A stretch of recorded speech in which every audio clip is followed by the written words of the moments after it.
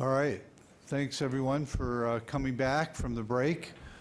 During the break, I was reminded by one of you that how important it is to understand what we're talking about when we're talking about wait times.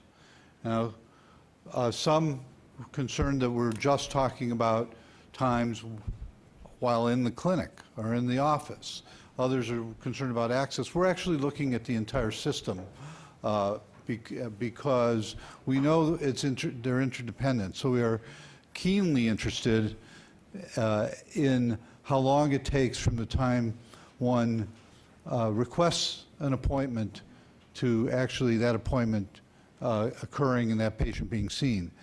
But that is not independent from what happens when you arrive at the clinic and what happens during that day of visit, what happens in terms of before you actually have value-added time with the clinical team, what happens during that value-added time, and what happens through the discharge process and leaving the clinic. So things that are important to keep in mind while perhaps the impetus for this work occurred with the reports of extensive wait times to get appointments.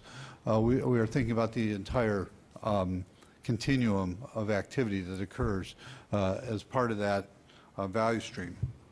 This next segment is actually, I think, something I've been really excited about, and that is because it's really focused on the patient. Actually focused on the patient and families, how patients and families actually can serve as change agents for us. We will, with our distinguished panel, identify the challenges and opportunities to incorporating patient and family expectations and their preferences and best practices and standards for scheduling. As we heard at the prior panel, one question might be, would you like to be seen today? Another question corollary to that might be, when would you like to be seen? And have a system that is flexible enough to accommodate that kind of flexibility. But we're going to learn a lot and participate similar format.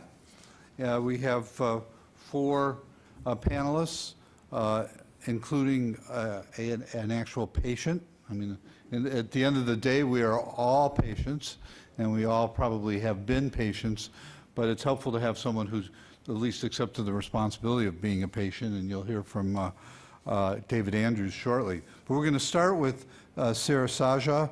Sarah is the Leonard Miller Professor in the Department of Psychiatry and Behavioral Sciences and Industrial Engineering at the University of Miami, Director of the Center on Research and Education for Aging and Technology Enhancement, which focuses on, and this is fascinating, on the interface between older adults and technology systems in work, healthcare, and daily living settings.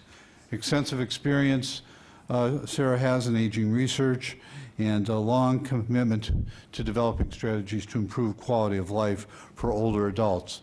And I remind us that we will all be hopefully older adults. So thank you, Sarah, for joining us. Thank you very much.